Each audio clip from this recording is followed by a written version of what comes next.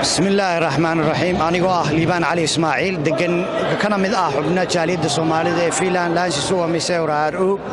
أهنا والد دقن مقالة تركو وحنا هذه قم هذا علني جاليد دقن مذوب وأهنا من رياراء واسكوح القامي إن إماويليان ريارتي مقالة وغير يريد أهيد ريارتي حلقة يسوك عيين خلقالي قاعد وينو أرقنا سويدن وينو أرقنا إنجليزكا وينو أرقنا كندا دباتونين كتاغن